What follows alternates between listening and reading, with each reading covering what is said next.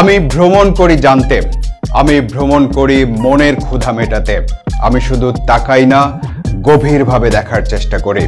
ভ্রমণের মাধ্যমে তথ্য জানা, শেখা আর গভীরভাবে দেখার এই আয়োজন মুভ উইথ মঞ্জুরুল করিমে আপনাদের স্বাগত জানাচ্ছি।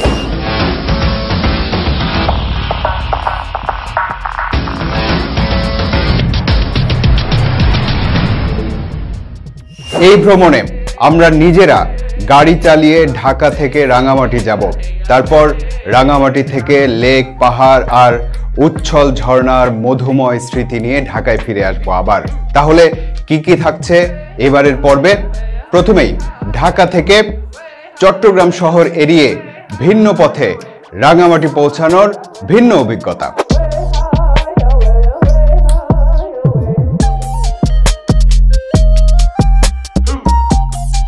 কাপ্তাই লেকে নৌকা ভ্রমণ,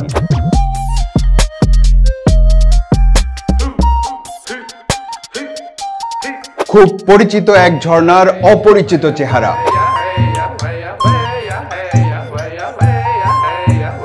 খাগড়াছড়িতে তৈরি হওয়া অসাধারণ এক নতুন রাস্তা ধরে ঢাকার পথে ফিরে আসা।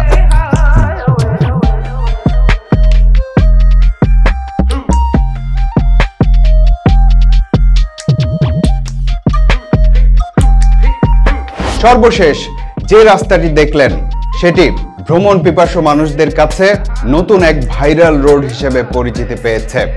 অনেকেই এখন ওই রাস্তায় শুধু একবার ভ্রমণ করার জন্য হলেও পাহাড়ে যাচ্ছে। যাই হোক, সেই রাস্তার দৃশ্য তো আপনারা দেখবেনই। এবার তাহলে ঢাকা থেকে যাত্রা শুরু করা যাক।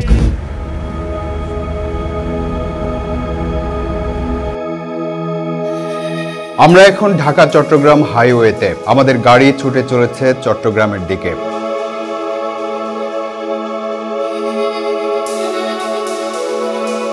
মনে করুন এই গাড়ির সামনের সিটে বসে আছেন আপনি। সিট বেল্টটা ঠিকঠাক বেঁধে নিন। এই হাইওয়ে চট্টগ্রাম বা পার্বত্য চট্টগ্রামমুখী মানুষের যাত্রার গতি বাড়িয়ে দিয়েছে। একদিকে গাড়ির গতি, অন্যদিকে সবুজের সমারোহ। 4 লেন হওয়ার কারণে এই রাস্তায় দুর্ঘটনার সংখ্যাও নিশ্চয়ই উল্লেখযোগ্য সংখ্যায় কমেছে। হাইওয়েতে গাড়ি চালানোর সময় একটা মজার ব্যাপার ঘটে। দুটি সমান গতির গাড়ি যখন একটি অপরটিকে ওভারটেক করার চেষ্টা করে, তখন অনেক সময় লেগে যায় ওভারটেক করতে।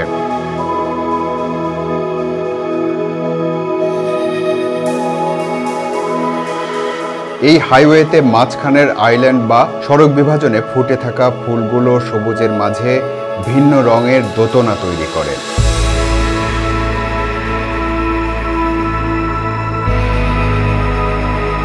কুমিল্লার 14 গ্রাম এলাকা পার হলেই বাম পাশে খেয়াল করলে পাহাড়ের সারি দেখতে পাবেন। আমরা চট্টগ্রামের খুব কাছাকাছি পৌঁছে গেছি, কিন্তু চট্টগ্রাম শহরটাকে এড়িয়ে যেতে চাই, কারণ শহরে ঢুকলে রাঙামাটি পৌঁছাতে আরো কয়েক ঘন্টা বেশি সময় লেগে যেতে পারে। তাই ভিন্ন একটা রাস্তা ধরে রাঙামাটির দিকে যাত্রা শুরু করলাম আমরা।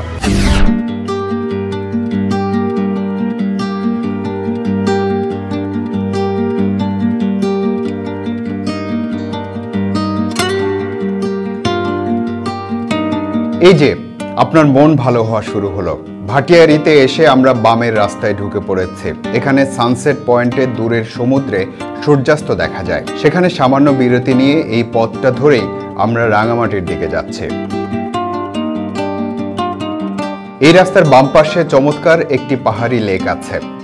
পুরোটা পথ যেন সবুজের ঢেউয়ে ঢেউয়ে এগিয়ে গেছে সামনের দিকে। রাস্তাটা এভাবে এঁকে বেঁকে চলে গেছে হাটহাজারীর দিকে।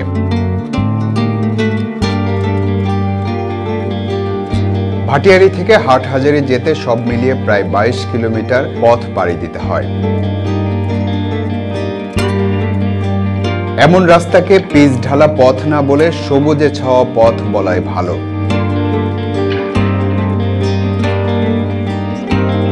আমরা যে ভাটিয়ারির দিকে যাচ্ছি তা আসলে চট্টগ্রামের সীতাকুণ্ড উপজেলার একটি ইউনিয়ন। এখানে কখনো সবুজে, কখনো পথের বাঁকে, কখনো লেকের স্বচ্ছ পানিতে মন হারিয়ে যাবে। তবে আপনি যদি নিজে গাড়ি চালান তাহলে মন যতই হারিয়ে যাক, চোখ পথেই রাখতে হবে। এখানে সেনাবাহিনীর একটি গলফ ক্লাব আছে, এর নাম Bhatiary golf and country club. যতদূর জানা যায় এটি বাংলাদেশের দ্বিতীয় বৃহত্তম গলফ ক্লাব। এই ঢেউয়ের মতো রাস্তা যেখানে গিয়ে শেষ হয়েছে সেখানে একটা চমৎকার পার্ক আছে। পরিবারের সব বয়সী মানুষের বিনোদনের জায়গা সেটি, এমনকি রোমাঞ্চপ্রিয় মানুষের জন্য।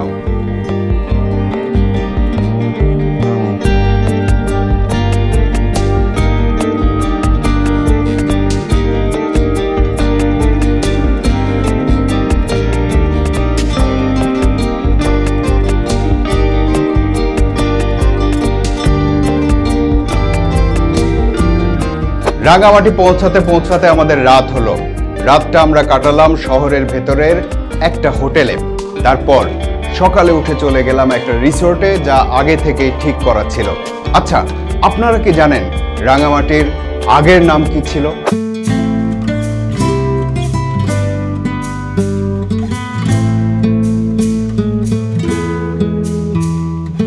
রাঙামাটি, খাগড়াছড়ি আর বান্দরবান, এই 3 জেলাকে একসাথে বলা হয় পার্বত্য চট্টগ্রাম, কিন্তু এর আগের নাম ছিল কার্পাস মহল। মোটা দাগে এই রাঙামাটিতে মানুষ 3টি জিনিস দেখতে আসে: ঝুলন্ত ব্রিজ, কাপ্তাই লেক আর ঝর্ণা। গত কয়েক বছরে মানুষের ঢল নেমেছে সাজেক ভ্যালিতে, কিন্তু সেটা রাঙামাটি শহর থেকে অনেক দূরে।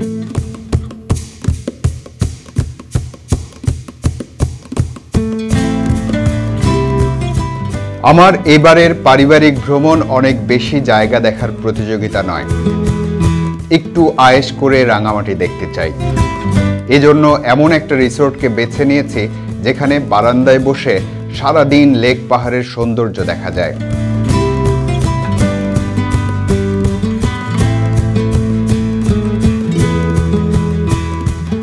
কখনো বারান্দায় বসে, কখনো বিছানায় শুয়ে শুয়ে, কখনো আকাশের রং বদলে যাওয়া, কখনো মেঘেদের ছুটোছুটি, কখনো বা রোদে মানুষের সময়কে উপভোগ করা দেখি।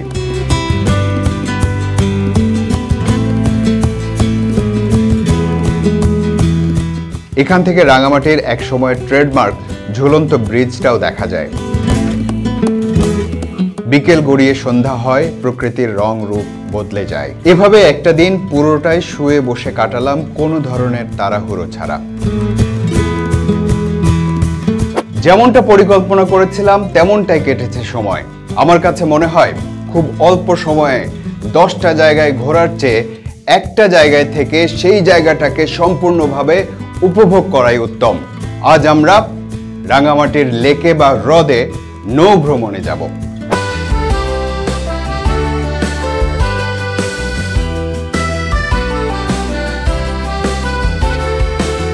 রিসোর্টের বারান্দা থেকে যে পাহাড় সারি দেখছিলাম, এখন আমরা সেদিকেই এগিয়ে যাচ্ছি। পাহাড়ের উপর সাদা মেঘ উঠছে না, থমকে আছে। আমরা এগিয়ে যাই, রাঙামাটি শহর পেছনে পড়ে যায়।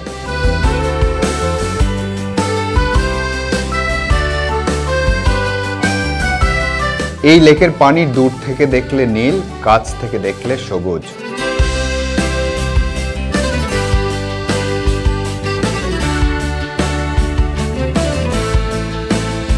নীল আকাশ, জলের ঢেউ, পাহাড়ের সারি, উপভোগ করুন সময়টা।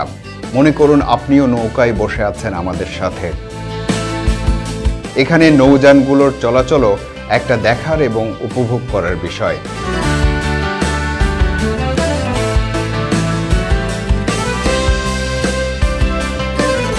স্থানীয়রা নিজের গন্তব্যে যাচ্ছে, যারা বেড়াতে এসেছে তারা হয় কোনো সৌন্দর্য উপভোগ করতে যাচ্ছে, নয়তো মধুর স্মৃতি নিয়ে ফিরে আসছে।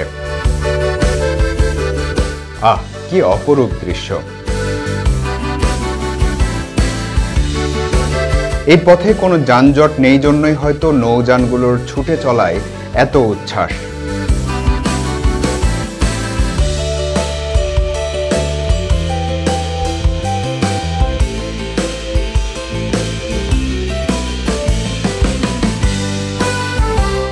আমরা শুভলং যাবার পথে একটা পাড়ায়, মানে এখানে পাহাড়ি জনপদে বসবাস আছে, সেখানে দাঁড়িয়েছি নৌকার মাঝে। এখানে নেমেছে তেল নেওয়ার জন্য। এখানে একটা বড় বুদ্ধ মূর্তি আছে, এটার নাম হচ্ছে যে কি নাম যেন বললেন? হ্যাঁ, স্বর্ণ মন্দির পাড়া। স্বর্ণ মন্দির পাড়া। আমি এর আগে যতবার এই পথ দিয়ে যাতায়াত করেছি, চোখের সামনে আসলে এই পাড়াটা আমার ধারণা খুব বেশি বয়স হয়নি এই পাড়ার। এর আগে খুব বেশি দিন আগে আমি এসব দেখিনি। তবে আমার কাছে যেটা মনে হয় যে একটা বৌদ্ধ মন্দির, যেখানে স্বর্ণ মন্দির যেহেতু এখানে তৈরি হয়েছে, সেখানে মানুষের উপাসনা বা ধর্মীয় প্রার্থনা বা অন্যান্য ধর্মীয় ব্যাপারগুলোকে কেন্দ্র করেও কিন্তু একটা করে জনপদ তৈরি হয়, মানুষের বসবাস তৈরি হয়। সেটারই একটা উদাহরণ হয়তো এই পাড়া হতে পারে। দূরে পাহাড়ের উপর দেখা যাচ্ছে সেই স্বর্ণ মন্দির।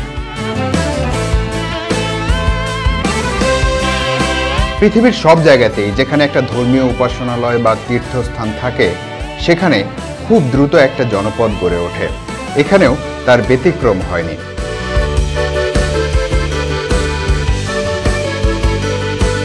সামনের যে পাহাড়টি দেখতে পাচ্ছেন, সেখান থেকে শুরু হলো বরকল উপজেলার সীমানা। কয়েক বছর আগে আমার খুব কাছের এক ছোট ভাই এই পাহাড়ের ঢালে একটা রেস্টুরেন্ট দিয়েছিল। রেস্টুরেন্টের নাম গরবা। তখন এখানে এক দুপুরে খেতে এসেছিলাম। সেই রেস্টুরেন্টটা এখন আর এখানে নেই। পাহাড়টাকে পাশ কাটিয়ে আমরা সামনের দিকে এগিয়ে যেতে থাকি। যেতে যেতে রাঙামাটির কিছু বিশেষ ধরনের খাবারের কথা বলে নিই। এর মধ্যে আছে কলাপাতায় রান্না করা ডিম কোবাং, বাঁশের ভেতর রান্না করা ব্যাম্বু চিকেন, চাকমা খাবার চুঙ্গাত কুহেরা, আরও অনেক কিছু। এছাড়া মুরগি দিয়ে এক ধরনের ভর্তা তৈরি করে তারা। এটা আমার খুব প্রিয়। এই লেক ধরে সামনে যেতে যেতে দৃশ্যমান হোক বা না হোক, এসব পাহাড়ের ভাঁজে ভাঁজে বিভিন্ন পাড়া বা গ্রাম আছে। পাহাড়ের জুম চাষ ছাড়াও এই লেকে মাছ ধরা তাদের জীবিকার অন্যতম উপায়। তথ্য বলছে রাঙামাটিতে সব মিলিয়ে 14টি জনগোষ্ঠীর বসবাস। আমরা অনেকটা পথ এগিয়ে এসেছি। সামনে একটা ঝর্ণা আছে, আর সেটাই আমাদের গন্তব্য। আপনারা সবাই অবশ্য সেই ঝর্ণার নাম জানেন। এই রাঙামাটি জেলায় যে 14টি জনগোষ্ঠীর বসবাস, তারা হলো চাকমা, মারমা, তঞ্চঙ্গা, ত্রিপুরা, মোরং, বোম, খুমি, খেয়াং, চাক, পাংখোয়া, লুসাই, সুজে সাঁওতাল, রাখাইন ও বাঙালি। আমরা সম্ভবত আমাদের গন্তব্যের খুব কাছাকাছি এসে গেছি।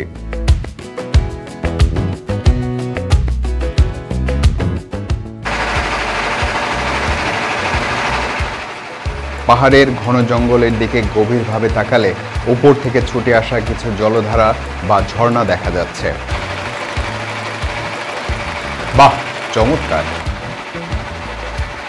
এখনো পাহাড়, জঙ্গল আর লেকের পানি ছাড়া কিচ্ছু দেখতে পাচ্ছি না, কিন্তু মোড়টা ঘুরলেই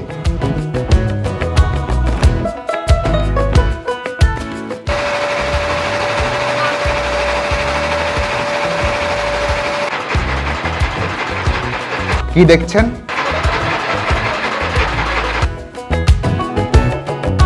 এর আগে মাত্র একবার এসেছিলাম এখানে। তখন এটাকে ঝর্ণা হিসেবে পছন্দ হয়নি আমার। তারপর বহুবার এ পথ দিয়ে গেলেও নামা হয়নি কখনো।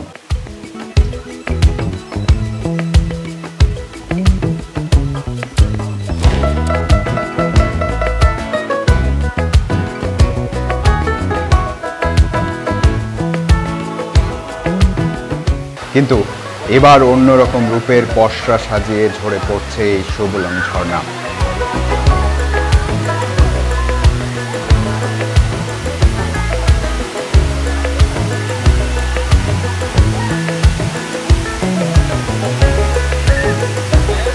সুবলং ঝর্ণা রাঙামাটিতে বেড়াতে আসা মানুষের কাছে অন্যতম আকর্ষণ। বরকল উপজেলায় এর অবস্থান। রাঙামাটি শহর থেকে এখানে আসতে প্রায় 25 কিলোমিটার পাড়ি দিতে হয়। ঝর্ণার একটা ভিন্ন আকর্ষণ থাকে। ঝর্ণার জলে ভিজবেন না এমন করতে করতেই কখন যেন নেমে যাবেন, ভিজে যাবেন, নিজের মধ্যে অন্যরকম সজীবতা ধারণ করবেন। কারণ ঝর্ণা ঝরেই পড়ে আপনার কাছে আসার জন্য, আপনাকে ভেজানোর জন্য। আপনি দূরে থাকবেন কেন? যে কোনো ঝর্ণাকে অনেক উপর থেকে ঝরে পড়তে দেখলে আমার একটা কথা জানতে ইচ্ছে করে, যেখান থেকে এই জলধারা নেমে আসছে সেখানে আসলে কি আছে। অনেক সময় সেখানে কিছু থাকে না, কিন্তু এখানে আছে।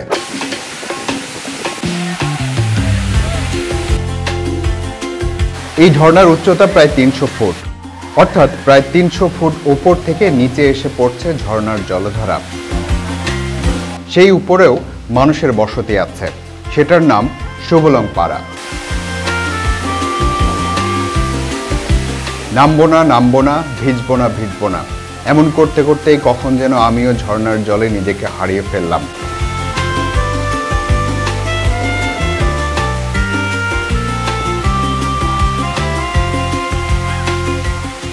একদল তরুণকে দেখলাম, তারা শ্যাম্পু নিয়ে এসেছে গোসল করার জন্য।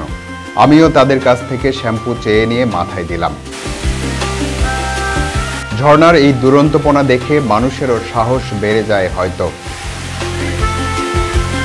এ কারণেই যে যতটা পারছে উপরের দিকে উঠে যাচ্ছে। কয়েক ধাপে নেমে আসা ঝর্ণার একেবারে উপরের ধাপ পর্যন্ত।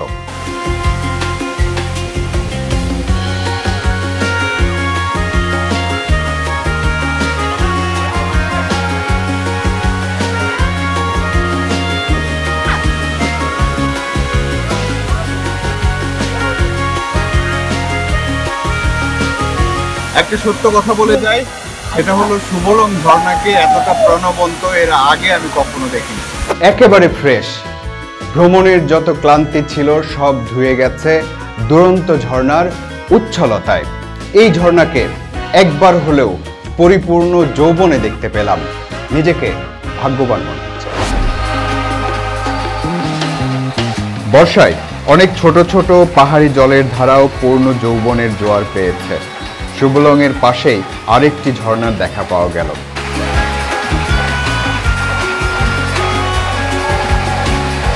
এটা তুলনামূলকভাবে ছোট, কিন্তু পানির গতি অনেক বেশি। এই সময়টাতে এসব জায়গায় দল বেঁধে পিকনিক করতে আসে অনেক মানুষ। আমরা ফিরে যাচ্ছি রাঙামাটি শহরের দিকে।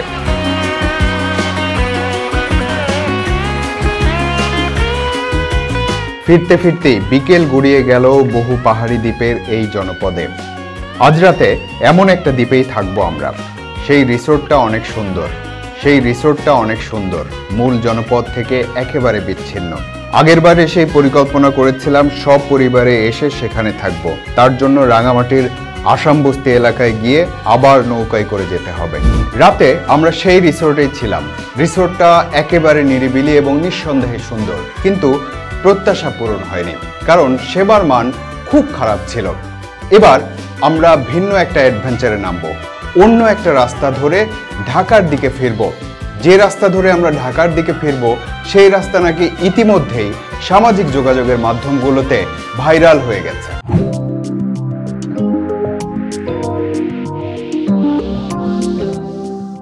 রাঙামাটি শহর থেকে বেরিয়ে যাচ্ছে। রাঙামাটি থেকে বেরিয়ে আমাদের খাগড়াছড়ি যাওয়ার রাস্তাটাই উঠতে হবে, কিন্তু আজ আমরা ঢাকাতেই ফিরতে চাই। ভিডিওতে আপনারা হয়তো বুঝতে পারছেন না, কিন্তু রাস্তাটা অনেক ঢালু।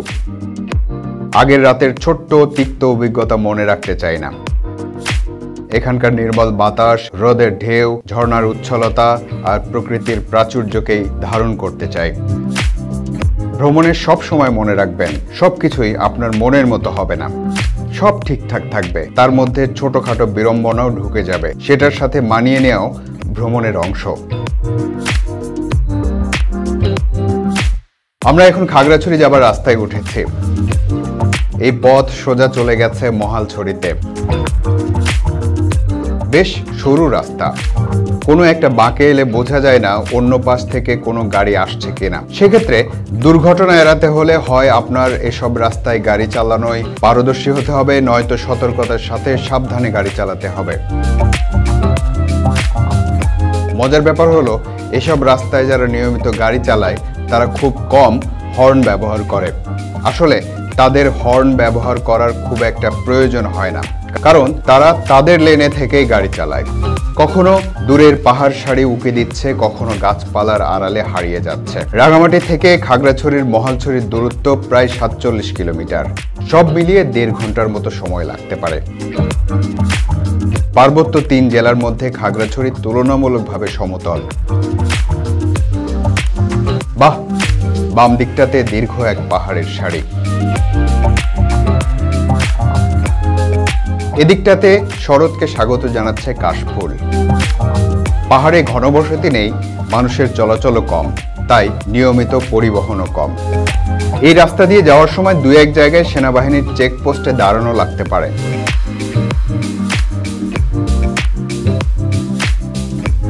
তারা আপনার কাছ থেকে কোথা থেকে এসেছেন, কোথায় যাবেন এবং উদ্দেশ্য সম্পর্কে জানতে চাইবে, আর কিছু নয়। স্বল্প সময়ের একটা বিরতি নেওয়া দরকার, খুব ছোট্ট একটা কাজ আছে।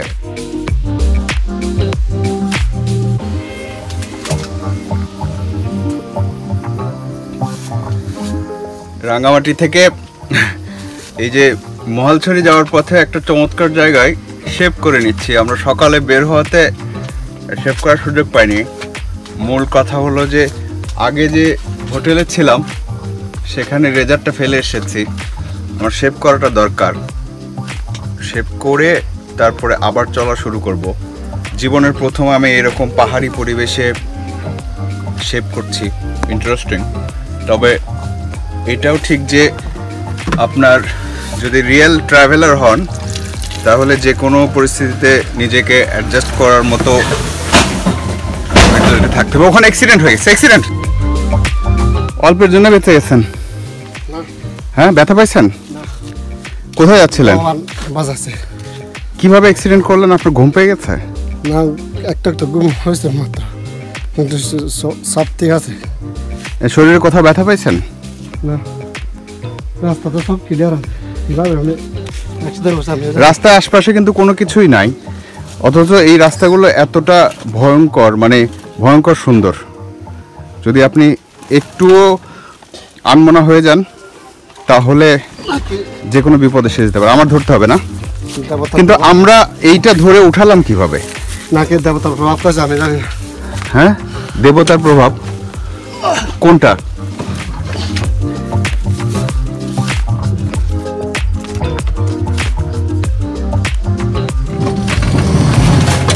আপনি কি মনে করেন অন্য কোনো কারণে হতে পারে?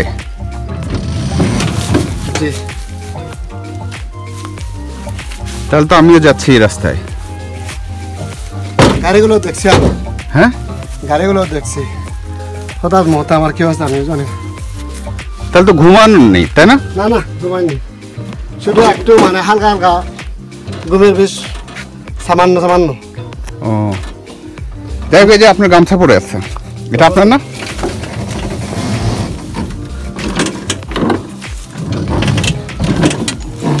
আরো টানতে হবে।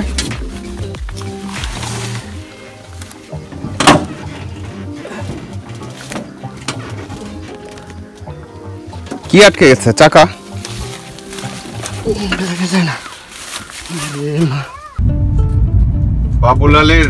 বাবুলাল বলতে বলছিলাম যে যে ব্যক্তিটা একটু আগেই দুর্ঘটনার শিকার হলো, এখানে যে ট্যাক্সির মতো যেটা চালায়, এটাকে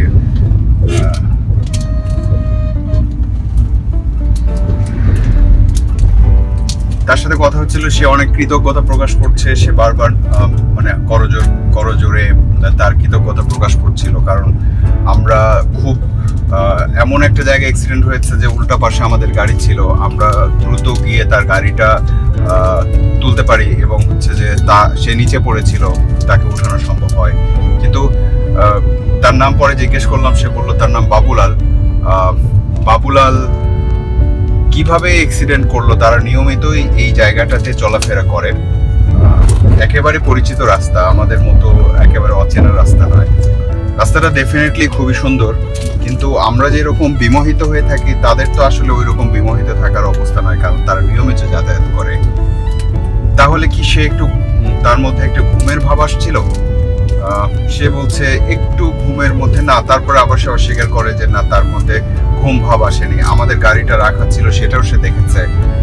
তাহলে সে অন্য কিছু ভাবছে। সে বলছে যে তার মনে হলো যে ট্যাক্সিটা আলতো করে নিয়ে গিয়ে পাহাড়ের ঢালে তাকে ফেলে দিল, মানে কোলে করে যেরকম করে রাখলো এরকম করে সে অ্যাক্সিডেন্ট করেছে, মানে নিচে পড়েছে। এবং তার ধারণা এটার কোনো একটা সমস্যা চলছে তার, এবং সেটা দেবতার প্রভাব হতে পারে।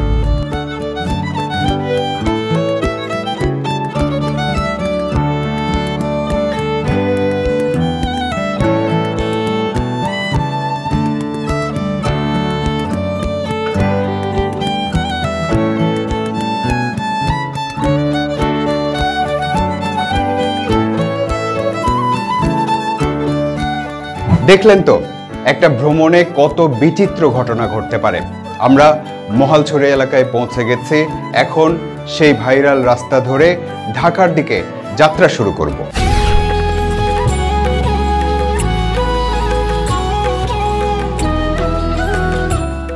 আমার সাথে গাড়িতে ঠিকঠাক বসে আছেন তো?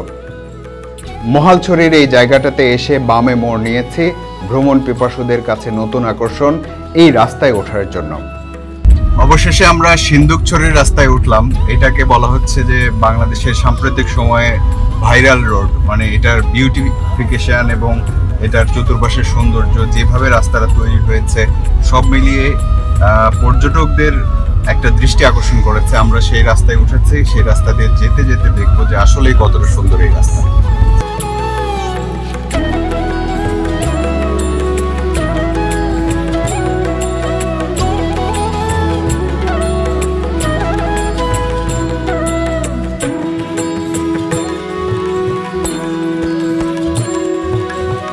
এখান থেকে রামগড় 42 কিলোমিটার, বারোয়েরহাট 79 কিলোমিটার আর ঢাকা 250 কিলোমিটার। বাংলাদেশের পাহাড়ি এলাকায় এত প্রশস্ত রাস্তায় আমি এই প্রথম উঠেছি।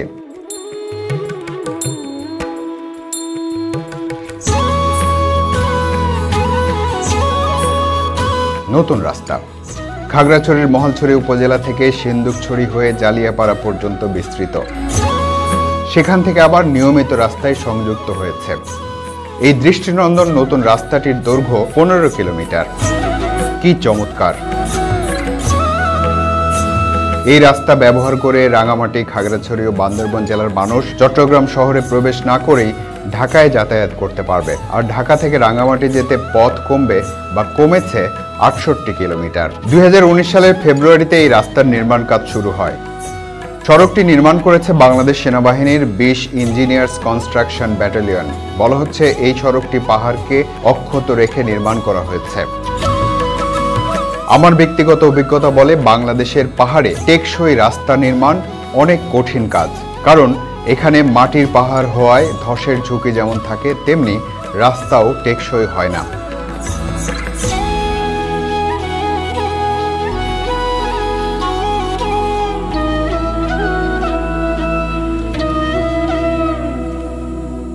সেসব দিক বিবেচনায় নিয়েই হয়তো 15 কিলোমিটার রাস্তায় 24 kilometre side drain, 28 metre culvert, 410 metre gravity, 630 metre retaining wall ও 800 মিটার প্যারাসাইডিং নির্মাণ করা হয়েছে। পাহাড়ের গায়ে গায়ে বয়ে চলেছে রাস্তা, কখনো একে বেঁকে উপরে উঠে যাচ্ছে, কখনো একইভাবে নেমে যাচ্ছে নিচে। কোনো কোনো জায়গায় মনে হয় একেবারে আকাশের কাছাকাছি পৌঁছে গেছেন।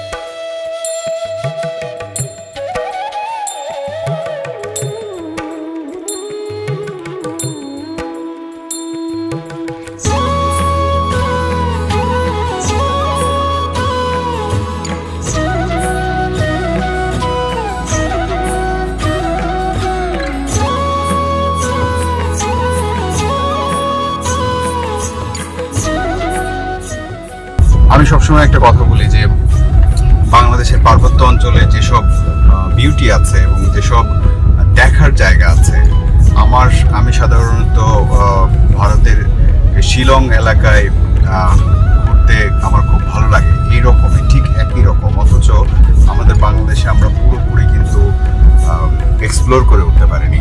এখন তৈরি হচ্ছে রাস্তা, এখন বিভিন্ন জায়গায় যেসব জায়গায় চিন্তাই করা যায়নি, আমরা ভাবিনি যে এসব জায়গায় যাওয়া সম্ভব, সেসব জায়গায় আমরা সরাসরি গাড়ি নিয়ে যাতায়াত করতে পারছি। এই যে দেখেন, এই ঢালটা আমি নেমে যাচ্ছি, একেবারে মনে হচ্ছে যে সবচেয়ে উঁচু পাহাড়টাতে আমি আছি। এখানে এক মুহূর্তের জন্য সৌন্দর্যে বিমোহিত হয়ে থাকার সুযোগ নেই, খুবই সাবধানে চলতে হবে, কিন্তু কার্ভগুলো খুবই চমৎকার। মানে বলা যায় যে ছবি তোলার জন্য আর ভিডিও করার জন্য বাংলাদেশে একটা নতুন ডেস্টিনেশন তৈরি হলো। আমরা বেশিরভাগ সময় শীতকালে ভ্রমণ করতে পছন্দ করি, কিন্তু আমি একটা পরামর্শ দিতে চাই। আপনি যদি পাহাড়ের আসল সৌন্দর্য দেখতে চান, তাহলে আপনাকে অবশ্যই বর্ষাকালে ভ্রমণ করতে হবে।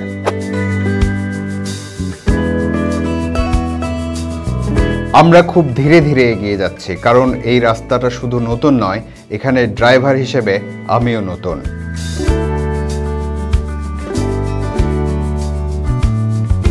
এই এলাকায় যেসব পাহাড়ি জনবসতি আছে, তারা এখনো দূরের পাহাড়ের ঢালে ঢালে বসবাস করে। যোগাযোগের মূল রাস্তায় এখনো আসেনি। পরের বার আসলে হয়তো নতুন কিছু বসতি দেখতে পাবো এই রাস্তার পাশে। এই রাস্তা কারো কারো কাছে পর্যটকদের নতুন তীর্থস্থান। এই রাস্তাকে কেউ কেউ বলছেন বাংলার লাদাখ।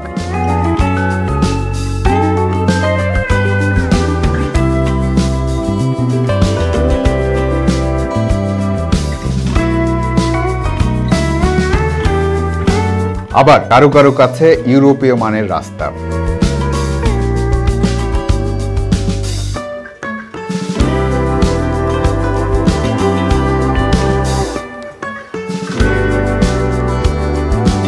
একটা রাস্তা সভ্যতার চলার গতি বাড়িয়ে দেয়, একটা রাস্তা বহু মানুষকে টেনে আনে, একটা রাস্তা বহু মানুষকে গন্তব্যে পৌঁছে দেয়, ব্যক্তি থেকে সমাজ বা রাষ্ট্রের অর্থনীতির চাকা ঘুরিয়ে দেয়।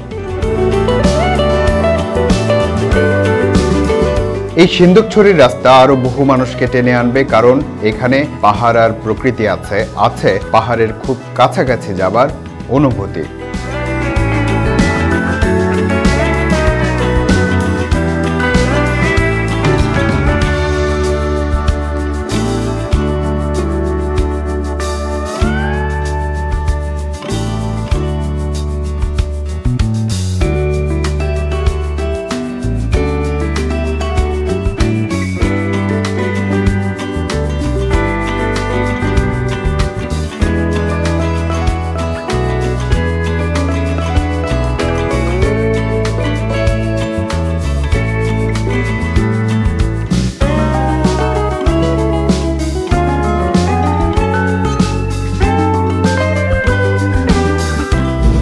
বহুদিন ধরে, বহু ক্রোশ দূরে, বহু ব্যয় করি, বহু দেশ ঘুরে, দেখিতে গিয়াছি পর্বতমালা, দেখিতে গিয়াছি সিন্ধু, দেখা হয় নাই চক্ষু মেলিয়া, ঘর হতে শুধু 2 পা ফেলিয়া, একটি ধানের শীষের উপর একটি শিশির বিন্দু।